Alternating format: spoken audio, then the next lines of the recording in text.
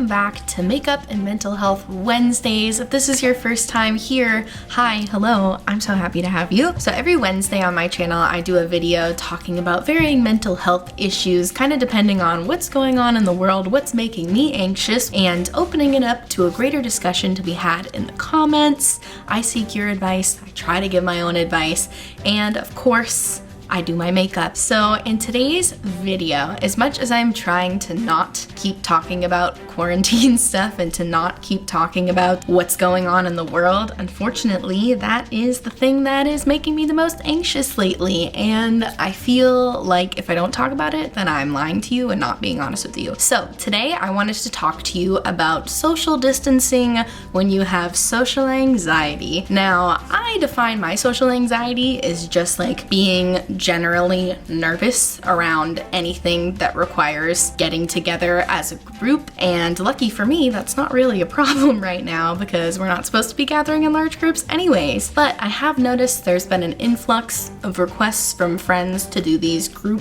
video calls, Zoom parties, if you will, Facebook video call parties, which is very kind. I'm honored to be invited to all of these calls, but I am terrified to go to them because, as I mentioned earlier, queen of social anxiety right here. Hi, hello, it's me. I'm anxious always. So if that's something that you can relate to, if that's something you want to discuss with me, then I hope that you will please subscribe and keep on watching. So I feel like I have had social anxiety like as long as I can remember, really. I definitely used to do a little better hanging out in large groups back when I was in high school and did theater and did a lot of different after school activities that involved large groups. I felt like I was a little more comfortable with it then than I am now. Or maybe I just got used to only hanging out in small groups. I'm not really sure, but I am lucky enough to live with my best friend who is also my boyfriend. So I am not quarantined alone, which is great because although I have social anxiety and don't like hanging out in large groups,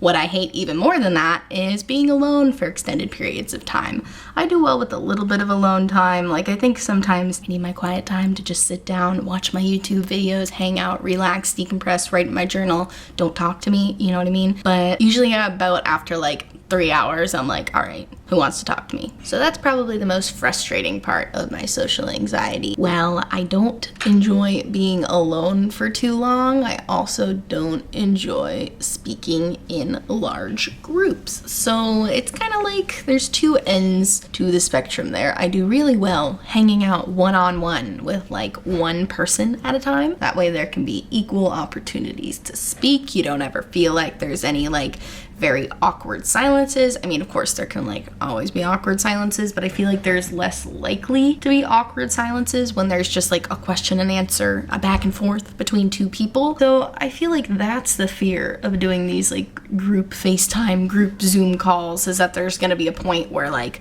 all of the other people are talking and I'm not talking at all. So yeah, I would say most of the fear comes from just being nervous that everyone else is gonna have stuff to talk about and I'm not gonna know when to interject and I'm not gonna be able to facilitate a conversation between multiple people, which is like saying it out loud, like a pretty silly fear and a pretty silly reason not to do it. I don't know, man. I just put a lot of pressure on myself to be good in conversations, and I find that there's a lot less pressure when you're only talking to one other person. But I will say, over the weekend, I had some friends who I hadn't spoken to, like aside from over Facebook or, you know, just on Instagram or whatever, in literally years, like probably like 5 years, which is nuts. And one of my friends, Maxie, so sweet, Maxie, if you're watching this, shout out to you, friend, you are great.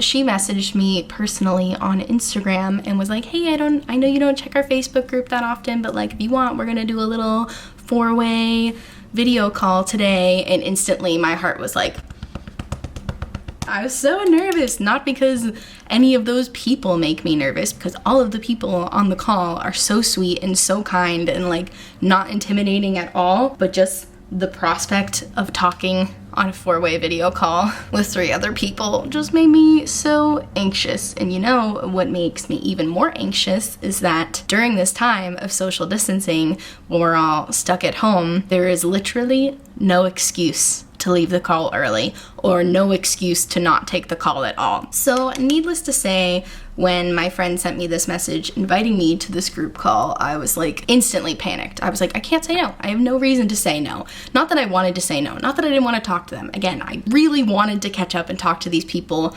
but my social anxiety was like, hey girl, hey, abort. But needless to say, I ended up taking the call. I ended up joining the 4-way video call, and it was totally fine. I would say I was a little awkward at the beginning of the conversation, you know, because I hadn't talked to these people in like literally 5 years, and I didn't know what to say.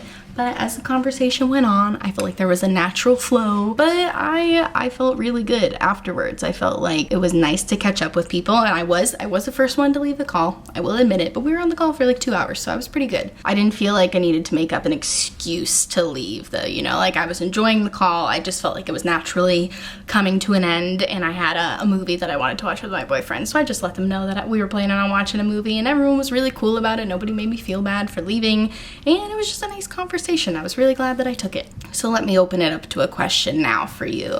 How do you feel about these group video calls? How do you feel about video chatting in general? I'm not totally against it if it's one particular person, and if it's somebody that I talk to pretty often, like over text anyways, then I'm usually fine with doing a FaceTime call. If it's someone I haven't talked to in a while, I get a little more nervous about that, just because, again, I get nervous that I'm not gonna know what to say. Unlike texting, there's no time to pause and think about your answer. When you're on a video call, you kind of just have to answer, or else the person's gonna see you going, like, I don't know, that just makes me so nervous, you know, because I'm such a Virgo. I'm a planner. I like to plan out what I'm going to be talking about, and I know that's not really how friendships work. You can't just plan out what you're going to say to somebody. You have to let conversations flow naturally. It just makes me nervous, and I think it stems from where I used to work. We had a lot of like mandatory meetings we had to go to, and we had a lot of mandatory group building exercises, and I just felt like every time I went to one of those, I felt so out of place. I tried to talk to people, but it just felt like everyone already had their own little personal groups, and everyone else was closer with each other than I was with them. So I kind of just like felt like the odd person out, and felt like I never had anyone to talk to.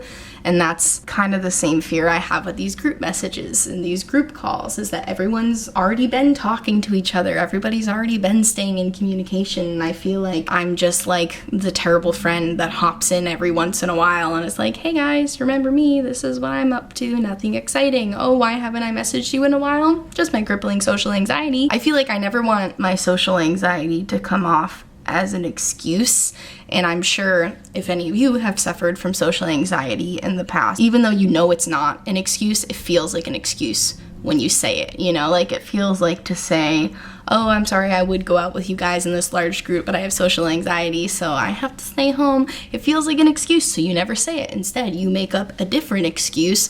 Oh, I'm sick. Oh, I have to take my cat to the vet. You just feel like you have to make up these excuses because social anxiety doesn't feel like a valid excuse. And sometimes I know for me, I feel embarrassed to say it. As a 25-year-old adult woman, I should be well adjusted enough at this point to not be afraid to do group activities because of the social aspect of having too many people there and not being close personal friends with every single person there. So I just feel embarrassed to even say it. But again, as I mentioned before, during this time of social distancing, we don't have the option to make up excuses. I think I need to do a couple things. I think I need to remind myself that group outings and group video calls at this time are not going to be as scary as I think they are. Just like keep thinking of those terrible work meetings I had to go to where nobody would talk to me, and I felt so alone, and I felt so mad, and I felt so just like bummed out that I felt like I didn't have any friends in those groups, and I felt like it was so hard for me to talk to people. I need to remind myself that if I'm going out on group outings, or if I'm hopping on a group video call and I've been invited by a friend,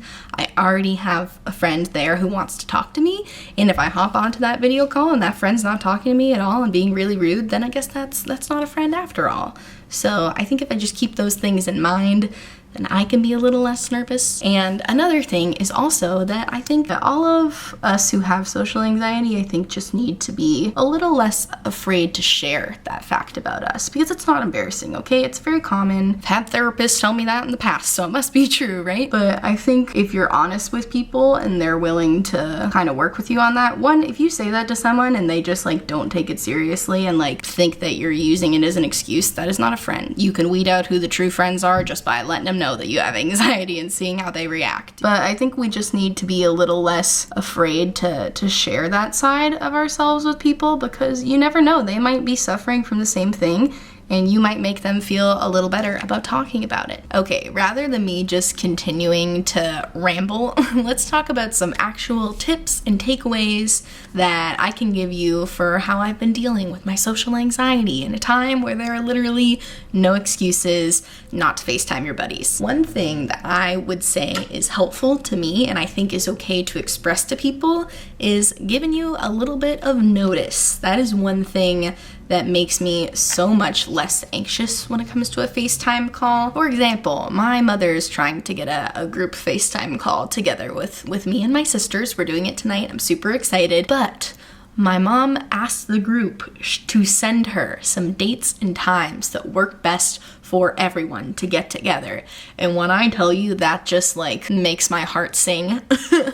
When somebody gives you an option for when you want to get together and when you want to have a group call like that, it just makes me so much less anxious. I can't tell you how many times I get messages from people being like, do you want to FaceTime right now? Do you want to talk right now? And I'm like, retreat into my turtle shell. Like, nothing makes me more anxious than a spontaneous FaceTime call, let me tell you. So that's a big thing that's been helpful for me. And I think it's okay to let people know, hey, yes, I would totally love to FaceTime you at some point, but do you think that we could pick a date at some point this week? Do you think we could schedule this within the next couple days? And if they try to question you and say like, oh, you're not available right now, I think it is okay to at that point say like, hey, like spontaneous FaceTime calls honestly make me a little anxious. I'll be in a much better place on our call if you can give me a little bit of an advance notice and we can pick a date and time that works best for both of us. And I think that's okay. And again, if they try to give you a hard time about that, it's not really a true friend, because a true friend should respect your space and should respect your anxiety and your needs and should want to talk to you when you're comfortable. Another thing that I think is important to remember going into these calls, to maybe give yourself a little comfort, give yourself a little peace of mind, is that although, yes, we are stuck inside and therefore we don't have an excuse to leave or an excuse to get off the phone, it's okay to just say, like when you feel like you've reached a point where you're just like not having anything left to say and you're getting a little uncomfortable, you're starting to get a little antsy because you want to get off and you don't know what to say, I think it's perfectly fine to just say like, hey, like I've so enjoyed talking with you, like I am gonna hop off now because I did have plans to watch a movie later and I gotta take my time for self-care. Nobody wants to argue about self-care. You know, if you tell someone that you're making time for a little alone time, a little self-care time, and they try to make you feel bad for getting off the phone, not really a true friend. So I think it's perfectly fine to have that in your back pocket. Use that as your excuse. And to think about that, even going into it, it's very comforting for me. But I think another thing that you need to remind yourself of when you're going into these group calls, for my social anxiety friends out there, is that you're really not trapped. You're on the phone. You're not stuck in a dingy bar that you're gonna have to find some excuse to leave and then try to find your way home. Like, you're just on the phone. You're in the comfort of your own home or wherever you're quarantining.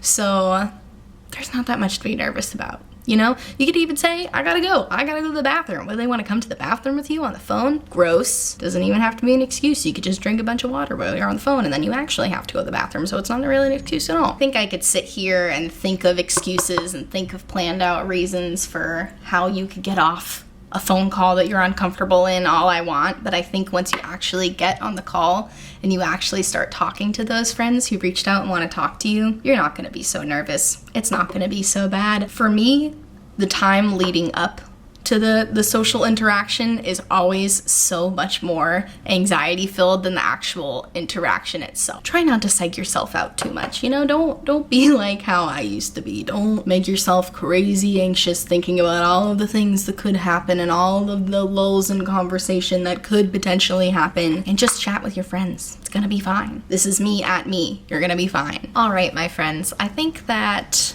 we have reached the end of the video. In conclusion, it's a very scary time. It's a very weird time. I think we need to be gentle with ourselves as well as being gentle with others. And I think that we should try to be brave, and we should try to push ourselves a little bit outside of our comfort zone, and hop on some of those video calls that make you very anxious to hop on and just see what happens. Give one a try. Tell yourself you're just gonna give it a try, and if you don't like it, if it ends up going terribly, remember, you can always say you have to go to the bathroom. It's a perfectly reasonable excuse to leave. I think social anxiety is a journey, and I don't think it'll ever fully go away, but I think we have to try to make ourselves a little bit uncomfortable to overcome it. Do you guys have social anxiety? Please let me know if you do. It'll make me feel a lot better to know that I'm not alone. So definitely leave it in the comments down below if you do. If you like this video, please give it a big thumbs up. Subscribe to my channel. I post new videos every Monday, Wednesday, and Friday. Thank you so much for watching. I will see you guys on the next mental health and makeup. I'm sending you good, healthy, positive vibes. Wash your hands. Bye!